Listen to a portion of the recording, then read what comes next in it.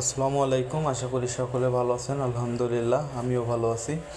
বেশ কিছুদিন আগে আমার বাড়ির আঙিনায় আমি কিছু সবজি গাছ লাগাইছিলাম, সেটাই আজকে আপনাদের দেখাবো। আলহামদুলিল্লাহ এর আগেও আমি কিছু ভিডিওতে আপনাদের দেখাইছি, তবে আমার গাছগুলো মাশাআল্লাহ এখন ফল দিচ্ছে, মানে লাউ হয়েছে আর কি। কিছুদিন আগে একটা লাউ কাটছে আর কি, তখন আপনাদের সাথে দেখাইতে পারিনি, যাক আজকে সময় করে আপনাদের দেখাবো আর কি। দেখতে পারতেছেন আলহামদুলিল্লাহ গাছগুলো কত সুন্দর বাড়ছে আর কি। বাড়ির আঙিনায় সবজি গাছ লাগালে একটা সুবিধা, আপনি যখন খুশি তখনই সবজি কেটে খেতে পারবেন। আর এটাই দেখতে পারতেছেন, এটা হলো আমার সেই সিম গাছ। সিম গাছগুলো তেমন একটা সুবিধার হয়নি।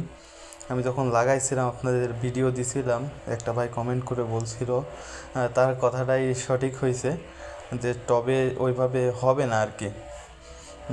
গাছগুলো তেমন একটা সুন্দর হয়নি, এখনও গাছের বয়স শেষ, মারাও যাচ্ছে, কোনো ফুলও আসেনি।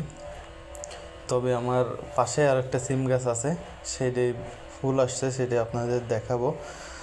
যাই হোক, আপনাদের বাড়ির পাশে যদি কোনো সুযোগ থাকে সবজি গাছ লাগানো কিংবা বাড়ির ছাদে লাগাবেন, যে সময় অসময় সবজি ভালো ফ্রেশ সবজি খাইতে পারবেন আলহামদুলিল্লাহ। আর এইখানে আমার সেই সিম গাছ লাগানো ছিল, এর পাশে আমি কিছু মরিচের চারা সেটাও দিছি। মাশাল্লাহ চারাগুলো বেশ সুন্দর হয়েছে। পাশে একটা আপনার করল্লা গাছ আছে, সেটাও মাশাল্লাহ ঘুরিতে উঠে যাচ্ছে আলহামদুলিল্লাহ। এটাই হলো আমাদের বাড়ির আঙিনায় সবজি বাগান আর কি।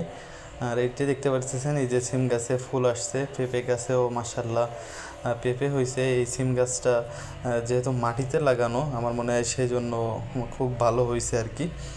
আর এটা হলো আমার যে গাছটা দেখলেন, ওই গাছেরই পাকা পেঁপে গতকালকেরা পেড়ে রাখছিলাম আর কি। মাশাল্লাহ খেতেও খুব সুস্বাদু হয়েছে।